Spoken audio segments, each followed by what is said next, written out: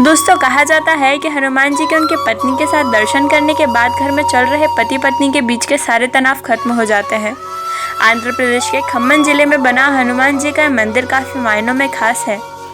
यहाँ हनुमान जी अपने ब्रह्मचारी रूप में नहीं बल्कि गृहस्थ रूप में अपनी पत्नी सुवर्चला के साथ विराजमान है। हनुमान जी के सभी भक्त यही मानते आए हैं कि वे बाल ब्रह्मचारी थे और वाल्मीकि कंब सहित किसी भी रामायण और रामचरितमानस में बालाजी के इसी रूप का वर्णन मिलता है, लेकिन पराशर संहिता में हनुमान जी के विवाह का उल्लेख है। इसका सबूत है आंध्र प्रदेश के खम्मम जिले में बना एक खास मंदिर जो प्रमाण है हनुमान जी की शादी का।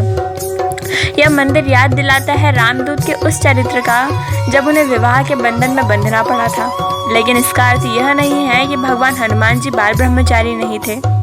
पवन पुत्र का विवाह भी हुआ था और वो बाल ब्रह्मचारी भी थे।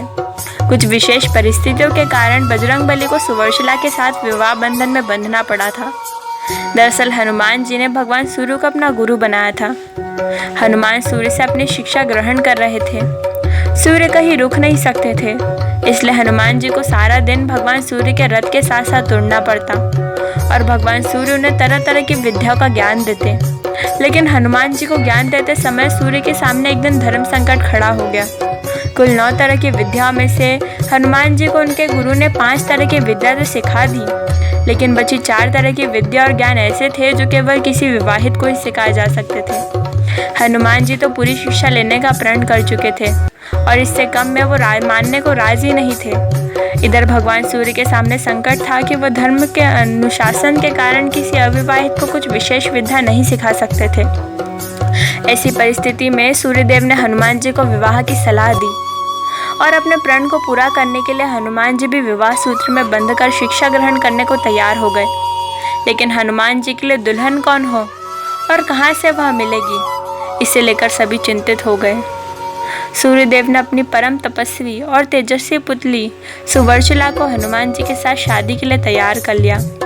इसके बाद हनुमान जी अपनी शिक्षा पूर्ण की और सुवर्चला सदा के लिए तपस्वी में रत हो गई। इस तरह हनुमान जी भले ही शादी के बंधन में बंध गए हो, लेकिन शारीरिक रूप से वे आज भी एक ब्रह्मचारी ही है। पराशर संहिता में लिखा गया है और इस सूर्यदेव ने ही खुद कहा है कि यह शादी ब्रह्मांड के कल्याण के लिए हुई है और इससे हनुमान जी का ब्रह्मचर्य भी प्रभावित नहीं हुआ। दोस्तों, कथा आपको कैसी लगी कमेंट बॉक्स में ज़रूर बताइएगा और ऐसी नई और अद्भुत कथा देखने के लिए हमारे चैनल को सब्सक्राइब कीजिएगा। धन्यवाद।